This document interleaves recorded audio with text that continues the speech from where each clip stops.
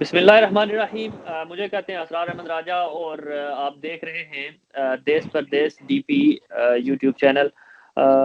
آج اس پروگرام میں میرے ساتھ آزاد کشمیر کی ایک اہم شخصیت جناب راجہ وسیم یونس صاحب موجود ہیں۔ ایڈوکیٹ ہیں سپریم کورٹ کے آزاد کشمیر کے، اور تعلق ان کا بمبر سے ہے۔ رائے صاحب کا خاندانی پس منظر یہ ہے کہ ان کے دادا جان چودھری غلام عباس صاحب کے ساتھ مسلم کانفرنس کے ساتھ تعلق رہا۔ مزید تفصیل جو ہے وہ رائے صاحب سے جانیں گے۔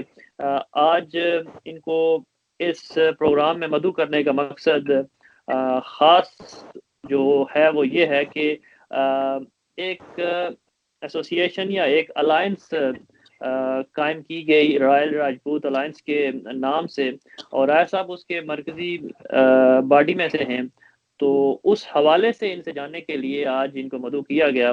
رائے صاحب السلام علیکم ورحمۃ اللہ۔ جی وعلیکم السلام اسرار احمد راجہ صاحب، بہت مہربانی، شکریہ۔ رائے صاحب ایک تو بہت نوازش اور معذرت اس بات کی کہ رمضان میں اور آپ کو تنگ کیا، اور آپ سے گزارش کی اور آپ کی مہربانی کہ آپ نے وقت دیا۔ فرمائیے گا کہ وکالت کا پیشہ کیسے اختیار کیا؟ بس بہت مہربانی جی اسرار احمد راجہ صاحب، میں دیس پردیس کا بہت شکر گزار ہوں کہ انہوں نے مجھے چوز کیا میرے ویوز جاننے کے لیے۔ تو بیسیکلی سٹارٹ سے ہی مجھے جو حضرت قائد اعظم محمد علی جناح کی شخصیت سے بڑا انس تھا، پھر ڈاکٹر علامہ اقبال صاحب ان کی شاعری سے بڑا شغف تھا۔ تو یہ دونوں وکیل تھے، لہذا اس وجہ سے میرے ذہن میں ایک تخیل تھا شروع سے ہی کہ میں نے وکیل بننا ہے، اور جاب وغیرہ کے میرے ذہن میں نہیں تھا کہ میں نے کسی نوکری کو جوائن کرنا ہے۔ لہذا یہ میرے ذہن میں تھا، اس لیے میں وکالت کی طرف آیا کہ یہ میرے آئیڈیل تھے۔ آپ کے خاندان میں سے بھی پہلے کوئی اس پیشے سے وابستہ رہا، یا خاندان کے بزرگ جو تھے وہ سیاست سے وابستہ تھے؟ دیکھیں بیسیکلی جو ہمارا جو کنبہ قبیلہ ہے، اس میں سے ہماری فیملی کے بے شمار نام گزرے ہیں۔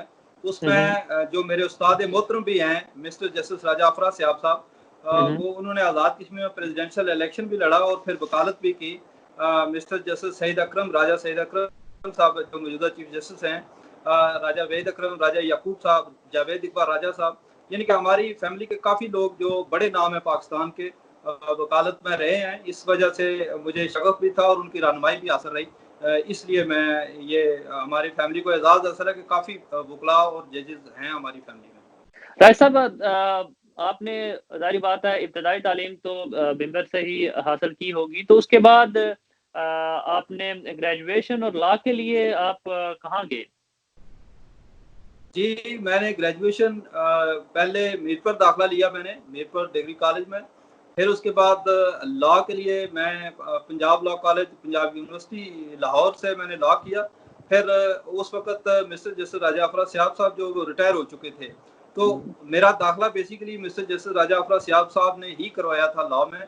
تو پھر انہوں نے مجھے نہیں آنے دیا، انہوں نے کہا کہ آپ لاہور ہی میں وکالت کرو۔ پھر انہوں نے راجہ افرا سیاب لا کمپنی بنائی، اس میں مجھے ایز اے ڈائریکٹر کام کرنے کا موقع ملا۔ پاکستان کے بڑے نامور وکلاء اور ججز تھے اس کمپنی میں۔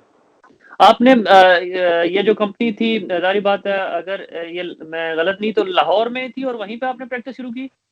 جی لاہور میں ہی، جی لاہور میں، لاہور میں ہی آپ نے شروع کی۔ تو لاہور ایک بڑا شہر، بڑے زیادہ لوگ، بہت سارے کیسز، ایک بڑی لا کمپنی کے ساتھ آپ وابستہ تھے، اور ظاہری بات ہے لاہور ہائی کورٹ کا بڑا نام ہے پاکستان کے اندر۔ وہاں سے پھر کیسے ہوا کہ آپ میرپور واپس آ گئے؟ اسرار احمد راجہ صاحب، بیسیکلی جو میرے جینز تھے نا، اس میں کوئی پولیٹیکل جینز کافی تھے، تو میں آزاد کشمیر سے میرا رابطہ ٹوٹ نہیں پا رہا تھا۔ میں آزاد کشمیر میں پالیٹکس میں بھی حصہ لیتا تھا اور میں آتا جاتا رہتا تھا۔ پھر میرے جتنے بڑے تھے ان سب نے کہا، بلکہ آزاد کشمیر کے ججز اور پالیٹیشین سب نے مجھے کہا کہ آپ ایک علاقہ چوز کریں، یا پاکستان یا آزاد کشمیر، کیونکہ دونوں جگہ پہ آپ نہیں رہ سکتے۔ تو پھر مجھے اس لیے آزاد کشمیر کو چوز کرنا پڑا، کیونکہ میں نے ایک فیصلہ کیا کہ جہاں میں نے مرنا ہے، جو میری اصل مٹی ہے، اسی میں مجھے اپنا کام کرنا چاہیے اور محنت کرنی چاہیے۔ बहुत ज़बरदस्त मट्टी वतन की और उसमें सर्व करना आज़ाद से कम नहीं है। तो राय साहब, सियासत से आपके ख़ानदान का किस हद तक और किस जमात के साथ आपकी और आपके ख़ानदान की वाबस्तगी रही? राजा साहब, बेसिकली हम 1932 से, जैसा कि मैंने बताया कि मेरे दादाजी 1932 से मुस्लिम कॉन्फ्रेंस में शामिल हुए और फिर हाजी राजा मोहम्मद शफी साहब, तो फिर उसके बाद चलते रहे और 2010 तक हम मुस्लिम कॉन्फ्रेंस के साथ ही वाबस्ता रहे। मेरे वालिद साहब भी राजा मोहम्मद यूनुस साहब assistant director local government retire हुए, फिर हम मुस्लिम कॉन्फ्रेंस से वाबस्ता रहे और मैं भी तहसील ऑर्गेनाइजर से स्टार्ट किया बरनाला से, मुस्लिम कॉन्फ्रेंस की यूथ से। तो फिर लाहौर में जब मैं रहा तो फिर उधर सीनियर नायब सदर बना मैं मुस्लिम कॉन्फ्रेंस का। फिर 2010 में जब इख्तलाफात हुए तो मुस्लिम कॉन्फ्रेंस टूट गई। उसके बाद फिर हम, चूंकि सलार जमहूरियत सरदार सिकंदर याद खान साहब और राजा फारूक हैदर खान साहब से ज़ाती तल्कात थे, तो फिर उसी वजह से एक असूली इख्तलाफ करते हुए हम मुस्लिम कॉन्फ्रेंस को छोड़ा और मुस्लिम लीग नून की बुनियाद रखी। और उस वक्त से फारूक हैदर साहब के साथ साथ और सिकंदर याद साहब के साथ चलते हुए मुस्लिम लीग की बुनियाद डाली। ये मुझे एजाज हासिल है कि मैं तमाम मीटिंग और तमाम एक्टिविटी में शामिल रहा। ज़बरदस्त। राय साहब, एक ज़िमनन सवाल इसमें बहैसियत कश्मीरी, क्या हमारे हाँ जो हमारे जो इलाकाई जमातें थी या जो हमारे कश्मीर से ओरिएंटेड जमात थी, वो बेहतर नहीं थी बजाय इसके कि हमने जैसे पीपल्स पार्टी आई, मुस्लिम लीग नून अभी आई, पाकिस्तान की जो जमातें हैं इनके चैप्टर्स आज़ाद कश्मीर में खोलना बेहतर था, या हमारे जो वहाँ की लोकल जो आज़ाद कश्मीर ओरिएंटेड जमातें थी पॉलिटिकल, वो होती तो बेहतर था? राय साहब, बहुत खूबसूरत सवाल किया आपने, मैं दाद देता हूँ आपको। इस बारे में मेरा विजन बड़ा क्लियर है। मैं कहता हूँ कि दो रंगी छोड़ दे यक रंग हो जा, सरासर मोम या संग हो जा। ठीक है, हम देखें हमारी जो जमाती या इलाकाई जमातें वो है जिनको इलेक्शन लड़ने की इजाजत नहीं है। रियासती जमात सिर्फ वो खिला सकती है जो इलेक्शन लड़ नहीं सकती। मुस्लिम कॉन्फ्रेंस का जो नजरिया है कश्मीर बनेगा पाकिस्तान, और 19 जुलाई 1947 को कहते हैं करारदाद के जरिए हम पाकिस्तान के साथ इलाक कर लिया, और फिर हमारी टिकटें चौधरी शुजात और जनरल जो थे वो बांटते थे। तो ये भी जीएचक्यू की जमात थी। लिहाजा ये नहीं कहा जा सकता कि रियासती जमात है। और हमारे अल्लाह गरीक रहमत करे मुजाहिद अव्वल जो है वो भी पाकिस्तान के झंडे में दफन हुए, आज़ाद कश्मीर के झंडे में उन्होंने दफन होना कबूल नहीं किया। लिहाजा इस लिहाज से आप ये नहीं कह सकते कि वो रियासती जमात है। रियासती जमात में उसको गर्दानता हूँ जिसको आज़ाद कश्मीर में इलेक्शन लड़ने की इजाजत नहीं है। वो 35-36 जमातें हैं जिनको आज़ाद कश्मीर में इलेक्शन लड़ने की इजाजत ही नहीं है। हाँ, सही बात है आपकी। ज़ाहिर बात है जो खुद मुख्तारी का और इंडिपेंडेंस की बात करते हैं उनको वो इल्हाक की अगर उसमें शिक रख दी गई है, अगर हम पूरी नहीं करते तो इलेक्शन भी नहीं लड़ सकते। और दूसरी तरफ मिलिट्री डेमोक्रेसी, सरदार अतीक साहब का मशहूर ये कॉल है मिलिट्री डेमोक्रेसी, जिस तरह आपने ये वाज़ेह कर दिया, सही है। और फिर आपने मुस्लिम लीग को ज्वाइन किया और अभी भी उसके साथ वाबस्ता हैं, तो अभी हुकूमत भी मुस्लिम लीग नून की है, तो आप किस तरह जस्टिफाई करते हैं राजा फारूक हैदर खान की क़यादत को, सरदार अतीक खान, बैरिस्टर सुल्तान या इनसे पहले जो गुजरे हैं, कि ये हुकूमत उनसे बेहतर है, कदरे बेहतर है, बहुत बेहतर है, या आप उसको किस लेवल में रखते हैं? ये भी बहुत अच्छा सवाल जी। राय साहब, बेसिकली देखें, राजा मोहम्मद फारूक हैदर खान साहब ने आज़ाद कश्मीर में एक जो तशख़्ख़ुस था बहैसियत इंडिपेंडेंट शहरी का वो मनवाया है। और पाकिस्तान की तमाम सियासी जमातें और तमाम अदारे, यानी कि सच्ची बात है कि कोई बंदा जुर्रत नहीं कर सकता जैसे उसने कश्मीर कौंसिल का खात्मा किया, और जैसे यानी कि वो आंखों में आंखें डाल के यानी कि असास अदारों के खिलाफ और यानी कि एस्टेब्लिशमेंट के खिलाफ और पाकिस्तान के जो अमूर कश्मीर के वजीर के खिलाफ बोलता है। हमारे बाकी तमाम वज़रा जो हैं वो अल्लाह के पार हाथ बांध के खड़े होते थे, लेकिन ये राजा मोहम्मद फारूक हैदर खान को क्रेडिट जाता है कि उसने अपनी जो विल थी वो मनवाई है, कि वर्थ मनवाई है कि आज़ाद कश्मीर के वज़ीर आज़म का कोई स्टेटस है। सही।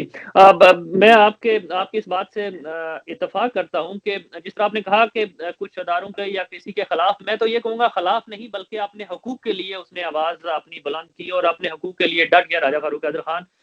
इस बात पे तो उनके जो दुश्मन हैं जो वो भी दाद देते हैं। बहरहाल اپنے حقوق کی خاطر لڑنا چاہیے. اور دوسری طرف رائے صاحب آپ اس پاکستان گورنمنٹ کو کریڈٹ نہیں دیں گے کہ مسلم لیگ نون کی حکومت تھی پاکستان میں تو رائے فاروق حیدر خان نے آزاد کشمیر میں حکومت بنی, لیکن اس سے قبل آپ بھی جانتے ہیں کہ کہاں سے یہ ڈوریاں ہلتی ہوتی ہیں اور حکومت کہاں بنتی ہوتی ہے, کیسے بنتی ہے آزاد کشمیر کے اندر. اور جب پاکستان میں کوئی چینجنگ آتی ہے تو فوراً آزاد کشمیر میں بھی کچھ نہ کچھ شروع ہو جاتا ہے. لیکن اس دفعہ گو کہ آپ کہیں گے کہ پچھلی حکومت نے بھی تبدیلی نہیں کی تھی, لیکن اس حکومت نے رائے فاروق حیدر خان کو چھیڑ چھاڑ نہیں کی اور آزاد کشمیر میں کوئی تبدیلی رونما نہیں کی. یہ بات ماشاءاللہ رائے صاحب آپ نے بہت اچھی کی, لیکن دیکھیں میرا خیال ہے سوائے راجہ ممتاز خان راٹھور مرحوم کے علاوہ کسی حکومت کو نہیں چھیڑا گیا. باقی جو پچھلی مسلم کانفرنس کے دور میں جو اکھاڑ پچھاڑ ہوئی تھی وہ اپنا ہی کیا دھرا تھا ہمارا, وہ باہر سے کسی کی انٹروین نہیں ہوا تھا. باقی بدبختی سمجھیں یا خوش قسمتی سمجھیں, پی ٹی آئی نے کوشش بہت کی ہے, لیکن پرابلم یہ ہے کہ پی ٹی آئی کے امیدوار ہی دو ہیں, کینڈیڈیٹ ہی دو ہیں اسمبلی میں, وہ کیسے تبدیلی لا سکتے ہیں؟ اور اپوزیشن کی جو ٹوٹل سیٹیں 10 ہیں تو وہ اتنا بڑا گیپ فل نہیں کر سکتے. پھر اتفاق کی بات ہے کہ آزاد کشمیر اور پاکستان اور دنیا کا سیناریو ایسا رہا کہ فاروق حیدر جیسے دبنگ شخصیت کو چھیڑنا ان کے میرا خیال مفاد میں نہیں تھا. کوشش بہت کی گئی, لیکن اس کی دبنگ جو شخصیت ہے وہ آڑے آتی ہے کیونکہ انہیں پتہ ہے یہ خاموش نہیں بیٹھے گا. آپ ایک وکیل بھی ہیں اور سپریم کورٹ کے وکیل ہیں, لا کو سمجھتے ہیں, قانون کو سمجھتے ہیں. یہ فرمائیے گا اس حیثیت سے نہیں کہ وہ آپ کے قائد ہیں جو میں بھی سوال کرنے جا رہا ہوں, میاں نواز شریف کو نااہل کر دیا گیا, وزارت عظمیٰ سے ہاتھ دھونے پڑے, جیل میں ڈال دیا گیا اور ابھی لوگوں کے علاج کے لیے یہاں برطانیہ موجود ہیں.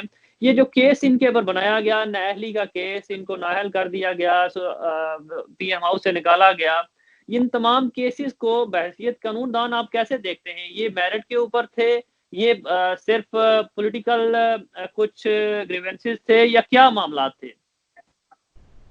رائے صاحب میں اللہ تعالیٰ کا فضل ہے کہ مجھے یہ ہمت ہے کہ میں سچ بات کہوں چاہے وہ میری اپنی لیڈرشپ کے خلاف ہو, لیکن یہ دنیا کا کوئی قانون ضابطہ یہ نہیں کہتا کہ پہلے سزا دی جائے بعد میں ٹرائل کیا جائے.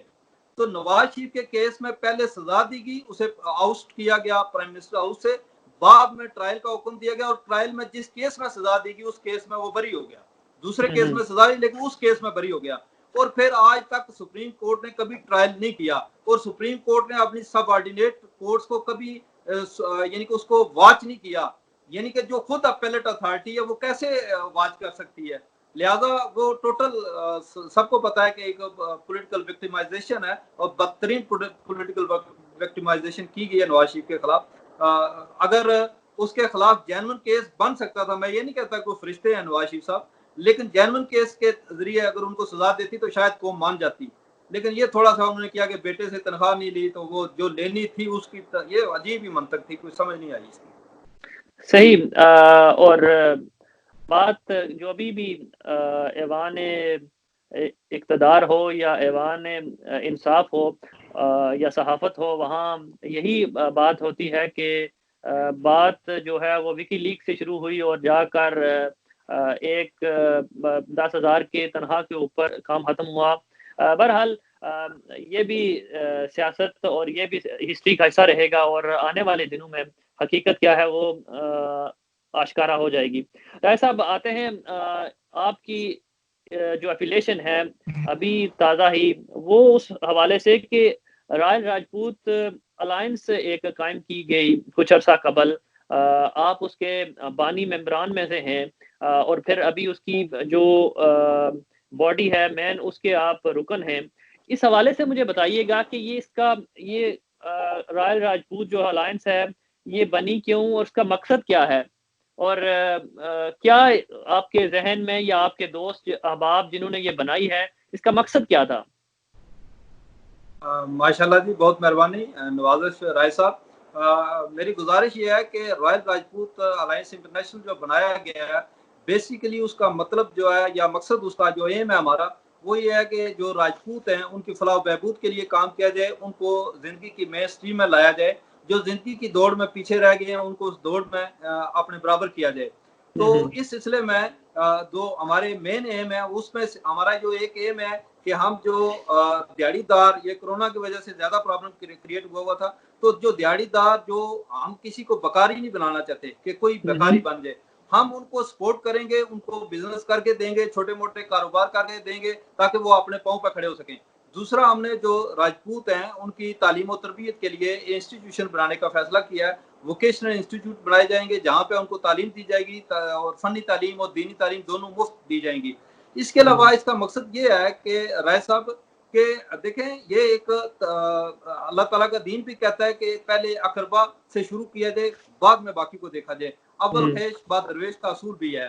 तो हमारा मतलब यही है कि हम जो जिंदगी की दौड़ में पीछे रह गए हैं उनको सपोर्ट किया जाए। एजुकेशन, अगर कोई बच्चा लायक है, वो सिर्फ पैसों की वजह से पढ़ नहीं सकता, तो उसकी हम बैकअप करें, उसे उसकी सपोर्ट करें, उसको एजुकेशन देखें। तमाम बरादरियों की तंजीमें बनी हुई हैं।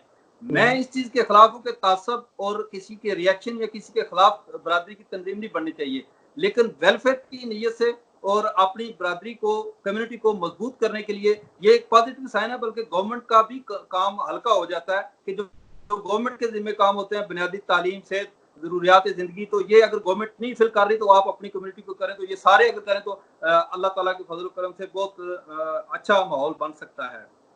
सही। राय साहब, अगर मैंने आपसे अगर ये सवाल ना किया तो मेरे ऊपर ये उठेगा, उंगली उठेगी कि मैं बी राजपूत हूँ, इसलिए आपसे ये शायद सवाल नहीं किया।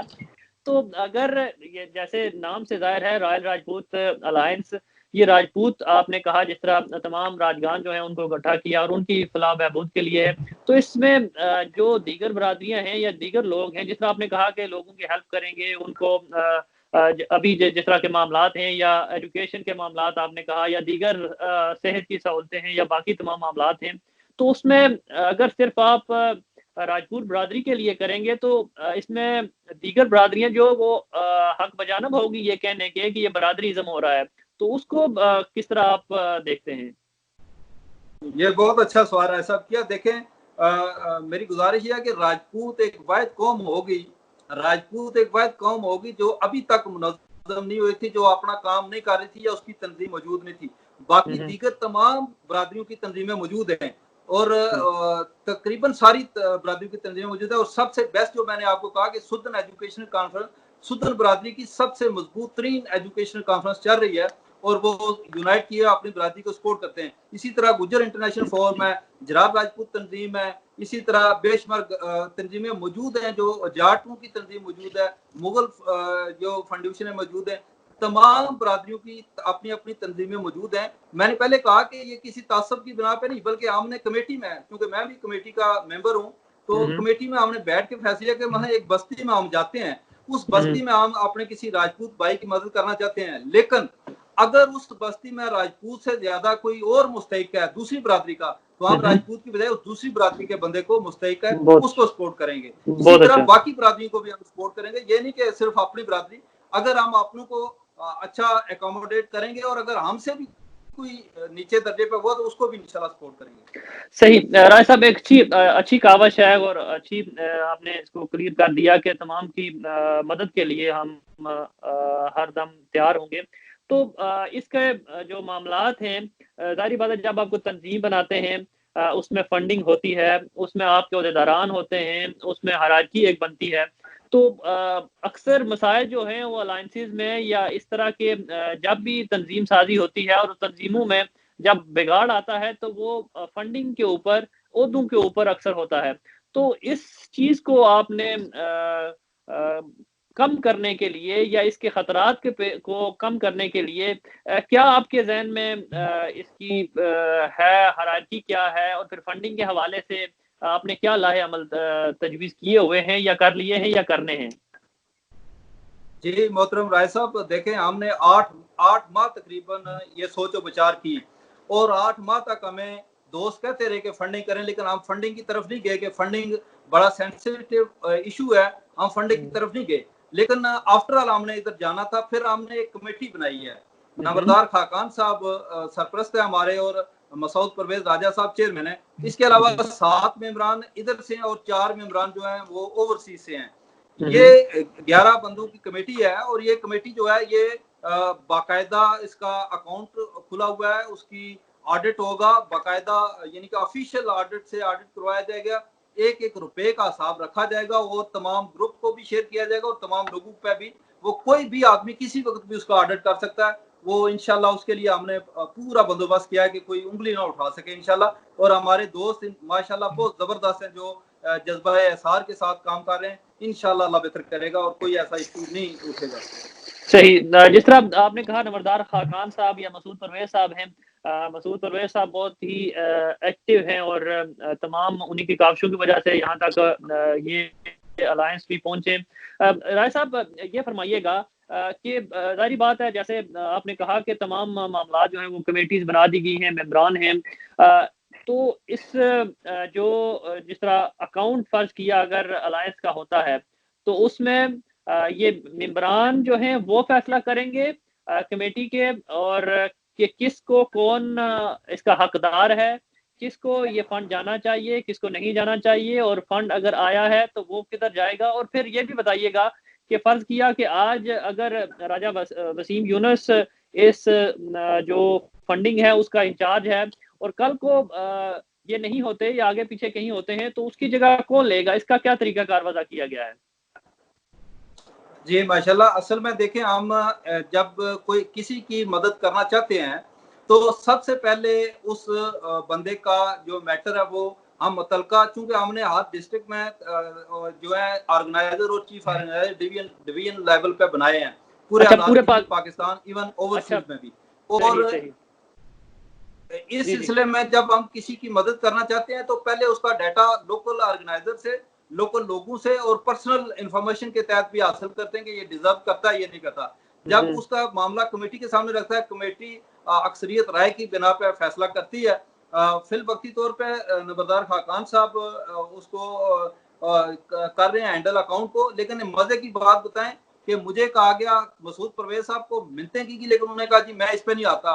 रियाज राशिद साहब है हमारे बड़े सीनियर जियो से वाबस्ता हैं, बुजुर्ग हमारे, बैंक समीना मुख्तार साहब है, इस तरह लोग मौजूद हैं। और इंशाल्लाह अल्लाह सबको कायम दायम रखे, जब किसी की जरूरत होगी तो आगे नेक्स्ट सीनियर जो है उसको वो जिम्मेदारी दी जाएगी। और ये फरमा दीजिएगा कि एजुकेशन के हवाले से मुझे तो जो सबसे सही है ये भी कि तमाम जो मेंबरान हैं जिनको जो जरूरतमंद हैं उनकी मदद की जाए। लेकिन जिस तरह आपने कहा कि मदद सिर्फ बेकारी बनाना नहीं बल्कि उनको किसी कारोबार पे लगाना और उनकी खानदान की कफालत ऐसे हो कि अगले की जो जिसको आप दे रहे हैं उसकी डिग्निटी मुतासर ना हो, बल्कि उसके कारोबार अगर उसको फंड किया जाए तो वो खानदान के लिए और फिर पूरे माशरे के लिए वो तरक्की का सबब बने। और दूसरी तरफ एजुकेशन की जो बात की वो मुझे बहुत अच्छी लगी। आपने जिस तरह कहा कि ये अलायंस पूरे पाकिस्तान में है, तो अगर आपका कोई मेंबर कोई बरादरी का कोई रखने वाला बंदा कराची में है, लाहौर में है, आज़ाद कश्मीर के किसी जिले में है, किसी गांव में है, तो कैसे अप्रोच कर सकता है आपको मेंबर बनने के लिए? देखें बेसिकली आजकल सोशल मीडिया का दौर, आजकल मुश्किल कोई नहीं है, लेकिन वैसे हमने कराची, कोयटा और सिंध दूर दराज जितने भी इलाके हैं अपने ऑर्गेनाइजर मुकर्रर कर दिए हैं। तो जैसे भी हमें कोई पता चलता है वो उन मेंबरान को पता चलता है या हमें पता चलता है, सोशल मीडिया के जरिए हम राब्ता कर सकते हैं, तो हम उनसे राब्ता करके मेंबर बना लेते हैं उनको। कोई ऐसा आजकल इशू नहीं है।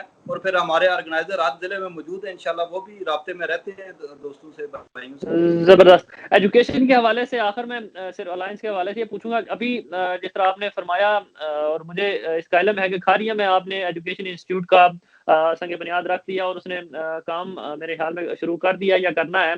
इसके अलावा आज़ाद कश्मीर में, पाकिस्तान में इसको कैसे किया जाएगा? और फिर राजा मसूद परवेज साहब ने हेल्थ के हवाले से भी मुझे इन्फॉर्म किया था कुछ कि उनका आगे प्रोग्राम है, कोई दोस्त हैं जो हॉस्पिटल जो है वो कायम करना चाहते हैं, जो हेल्थ फैसिलिटीज हैं वो देने के लिए फ्री ऑफ कास्ट लोगों को इस तरह का मंसूबा है। लेकिन एजुकेशन के हवाले से मेरा जो ज़्यादा इंटरेस्ट है वो एजुकेशन, क्योंकि अगर आपका माशरा तालीम याफ्ता होगा, आपके बच्चे तालीम याफ्ता होंगे तो बेहतर डिसीजन करेंगे और माशरे की तामीर जो है वो बेहतर तौर पर हो सकेगी। एजुकेशन जिस तरह आपने कहा खारिया में भी एक इंस्टीट्यूट कायम किया गया है, तो दीगर इजला में या दीगर जगहों पर भी آپ کے منصوبے میں شامل ہے کہ دیگر علاقے جو وہاں پہ اس طرح کے انسٹیٹیوٹ قائم کیے جائیں گے؟ جی ضرور، بالکل۔ ہمارا میر پر آزاد کشمیر میں پروگرام ہے کہ میر پر آزاد کشمیر مظفر آباد میں اور دیگر جو ہمارے پاس فنڈنگ ہوگی، جو وسائل آئیں گے، اللہ کا کرم ہے، ہمارے پاس بھائی بہت دل کھول کے مدد کرنے کے لیے تیار ہیں اور چیریٹی کے لیے بہت ویژن رکھتے ہیں۔ تو وہ کہتے ہیں کہ کام کیا جائے، تو اسپتال کا بھی ہمارے ایک دو دوست کہتے ہیں جی کہ ہم اسپتال بناتے ہیں، لیکن ہم نے کہا کہ پہلے تھوڑا سا ایجوکیشن کی طرف چلیں، باقی چیزیں آہستہ آہستہ ہوتی جائیں گی، کیونکہ بندے کو اتنے ہی قدم پھیلانا چاہیے جتنی بندے کی چادر ہے، اور سسٹم کو اگر چلانا ہے تو آہستہ آہستہ چلانا چاہیے۔ انشاءاللہ باقی چیزیں بھی ہوں گے، لیکن ایجوکیشن پہ زور دیں گے کہ شروع میں جو مین ہیڈ کوارٹرز ہیں اس پہ ایجوکیشن کا ہم انسٹیٹیوشن قائم کریں تاکہ لوگوں کو سہولت مل سکے۔ بہت زبردست۔ رائے صاحب، آخر میں کیونکہ آپ اس وقت سپریم کورٹ کے وکیل ہیں، آپ بار کے ساتھ آپ نے supreme court, high court bar جو ہے آزاد کشمیر کی، اس کا الیکشن بھی لڑا، ابھی بھی آپ کے پاس کوئی عہدہ ہے بار کا یا نہیں؟ نہیں، بس میں Azad Kashmir high court bar کا سیکرٹری جنرل کا الیکشن لڑا تھا، تو اس کے بعد میں نے الیکشن نہیں لڑا، لیکن ہمارا گروپ ہے اور ہم گروپ کو لیڈ کرتے ہیں اور گروپ کی تحت الیکشن لڑاتے ہیں خود، اور اللہ کا فضل کرم ہے کہ اس وقت ڈسٹرکٹ بار میر پر، Azad Kashmir high court bar اور سپریم کورٹ بار اور آزاد کشمیر بار کونسل سارے عہدے ہمارے گروپ کے پاس ہیں، اللہ کا فضل ہے۔ صحیح۔ رائے صاحب، یہ تمام بارز آپ کے پاس ہیں، اور اس وقت آزاد کشمیر کے اندر جو چیف جسٹس ہیں آزاد کشمیر کے، راجہ سید اکرام صاحب، ان کو کیوں ابھی تک قائم مقام بنا کے رکھا گیا ہے؟ اس کی کیا وجہ ہے؟ دیکھیں، بیسیکلی مسٹر جسٹس راجہ سعید اکرم خان صاحب جو ہیں، ان کو قائم مقام بیسیکلی یہ دیکھیں، ہمارا پرابلم یہ ہے کہ ہماری جو سمری جاتی ہے وہ وزیر اعظم Pakistan being a chairman Kashmir council, اس کی اپروول وہ دیتا ہے، تو چیئرمین کشمیر کونسل کے پاس سمری ہے، چونکہ پاکستان کے حالات سنگین صورت اختیار کر گئے اور کرونا کی وبا کی وجہ سے حالات ابتر ہو گئے، اس وجہ سے ڈیلے ہو گئی، باقی کوئی پرابلم نہیں ہے، انشاءاللہ ہو جائے گا وہ بھی۔ رائے صاحب، آپ کی بات سے ذرا تھوڑا سا معافی چاہوں گا کہ حالات جیسے بھی ہوں، لیکن پاکستان گورنمنٹ جو قانون اور پورا کرنا چاہے، جو کام کرنا چاہے وہ کر بھی لیتے ہیں بغیر کسی حیل و حجت کے۔ وزرات تبدیل کرنے ہوں تو ہو سکتے ہیں، وہاں پر کوئی نیا آئین آرڈیننس لانا ہو تو صدر صاحب کی دستخطوں سے لا سکتے ہیں، لیکن آزاد کشمیر کا سب سے بڑا عدالتی عہدہ جو ہے اس کو قائم مقام رکھنا، آپ نہیں سمجھتے یہ زیادتی آزاد کشمیر کے پورے علاقے کے ساتھ، پورے یہاں کے جو آبادی ہے ان کے ساتھ؟ جی بالکل، آپ نے درست فرمایا، یہ بلکہ ہمارا پاکستان کے جو ادارے ہیں ذمہ دار، ان سے ہماری یہ ریکویسٹ بھی ہوتی ہے ہمیشہ کہ وہ یہ سوتیلی ماں جیسا سلوک نہ کیا کریں ہمارے ساتھ، چونکہ پاکستان کے جو لوگ ہیں وہ یا ادارے ہیں وہ آزاد کشمیر کو شاید اس لیول کی حیثیت نہیں دیتے، اور یہ عمران خان صاحب اللہ تعالیٰ ان کو ہدایت دے، ان کے ذمے تو کوئی کام چل کا ہے ہی نہیں نا، کہ انہوں نے جو ضروری ہے وہ نہیں کرنا، جو غیر ضروری ہے وہ کر دینا۔ ابھی دنیا کرونا سے مر رہی ہے، انہوں نے قادیانیوں کا ایک ایشو کھڑا کر دیا، تو وہ ان کے پرائرٹیز بہت ڈیفرنٹ ہیں، وہ ان کو یہ نہیں احساس کہ کون سا ضروری کام ہے آئینی ہے اور کون سا غیر آئینی ہے، وہ بس ایسے ہی چل رہے ہیں اللہ کے آسرے پہ، اللہ تعالیٰ ان کو کوئی ہدایت دے اور کامیابی دے۔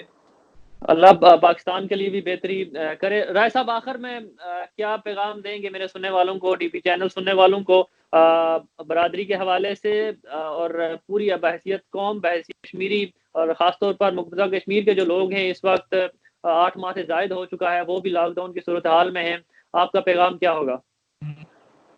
بہت مہربانی جی رائے صاحب، میں آپ کا مشکور بھی ہوں، تو میرا ایک پیغام ہے کہ بس ایک ہی پیغام ہے کہ اللہ کی طرف رجوع کریں اور ڈریں لاچار اور بے بس کی آہ سے۔ وہ ایک ہندو مشرا ہے، اس نے ایک ہماری کشمیری خواتین جو ایک خاتون ہے، اس کی ایک کوٹ کی ہے کہ اس نے کہا تھا کہ ہم کچھ نہیں کہتے، لیکن دنیا کو اے اللہ ان کو بتا کہ لاک ڈاؤن ہوتا کیا ہے، بس ان کی آہوں سے بچیں اور مظلوم کشمیریوں اور کی آہ سے بچیں۔ اور افسوس ہے کہ ہم بھی اس میں اتنے مجرم ہیں، چونکہ ہم بھی اس لیول کی آواز نہیں اٹھا سکے اور مجبوروں کی آپ ہے، ہم اپنی مرضی سے رہے ہیں، لیکن اللہ تعالیٰ بہت بڑا بے نیاز ہے، اور اس نے پوری دنیا کو لاک ڈاؤن بتا دیا کہ لاک ڈاؤن کیا ہوتا ہے. باقی زندگی ایک بار ملتی ہے. وہ ٹیپو سلطان کا مشہور قول ہے کہ شیر کی ایک دن کی زندگی گدڑ کی 100 سالہ زندگی سے بہتر ہے. تو میں یہی کہتا ہوں کہ عزت کے ساتھ جینا چاہیے, ہمت کے ساتھ جینا چاہیے, اور باقی جو ہماری دنیاوی معاملات میں ہم اپنے ذاتی فائدے کے لیے جھک جاتے ہیں, اس سے بہتر ہے کہ کٹ جائیں. بس ایک ہی پیغام ہے کہ دعا کریں یہ رمضان کی برکتوں کے صدقے کشمیریوں کو آزادی ملے. اور ہمیشہ غیرت مند قوم وہی ہوتی ہے جو اپنی آزادی کے لیے لڑتی ہے, تو ہمیں لڑنا چاہیے. اور ہم بھی کہتے ہیں کہ بائی آل مین یہ کشمیر ہمارا ہے اور اس کو آزادی ملنی چاہیے, لیکن ہم صرف زبانی کہتے ہیں, اقرار بالقلب نہیں ہم کر رہے, کیونکہ اگر ہمارا دل اور اس کے ساتھ ہو تو پھر ہم اس طرح عیاشی کی زندگی ہم نہ گزاریں جس طرح ہم گزار رہے ہیں. بدقسمتی سے ہماری گورنمنٹ بھی ہے, لیکن میں کہتا ہوں کہ گورنمنٹ کو جو جس طرح رہ رہی ہے وہ کشمیریوں کے جو زخم ہے اگر وہ ہمارے دل میں ہوں, جیسے ہم کہتے ہیں وہ ہمارے بہن بھائی, اگر وہ واقعی ہم مانتے ہوں تو ہم اس طرح عیاشی کی زندگی کبھی نہ گزاریں, بلکہ انہی کی طرح زندگی بسر کرنے کی کوشش کریں. پھر پتہ چلتا ہے کہ ہمارے واقعی وہ جسم کا حصہ ہیں, وہ ہمارے بہن بھائی ہیں. میں دعا کرتا ہوں کہ اللہ تعالیٰ ان کشمیریوں کی جو دعا سنے اور ان کو آزادی نصیب ملے. اور راجپوت برادری کو میں ایک پیغام دینا چاہتا ہوں کہ ایک اور نیک ہو جائیں, ایک اور نیک ہو جائیں. باقی کسی کے ساتھ نہ تعصب کریں, نہ کسی کی مخالفت کریں, نہ کسی کا ریئیکشن کریں. بس اپنی کمیونٹی کو, اپنی ذات, اپنی کمیونٹی کو پروٹیکشن کے لیے, اس کے تحفظ کے لیے ایک ہو جائیں. اللہ تعالیٰ ہم سب کو کامیابی و کامرانی دے. اور میں دیس پردیس اور اسرار احمد راجہ صاحب آپ کا انتہائی مشکور ہوں. آپ بہت بڑا مشن لے کے نکلے ہیں. اللہ تعالیٰ آپ کو کامیابی دے, آپ کو اللہ عزت دے. بہت مہربانی. بہت شکریہ راجہ وسیم یونس صاحب.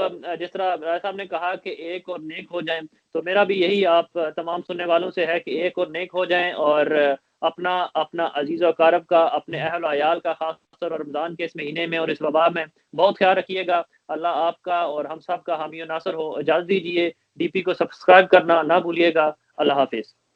اللہ حافظ. اللہ حافظ.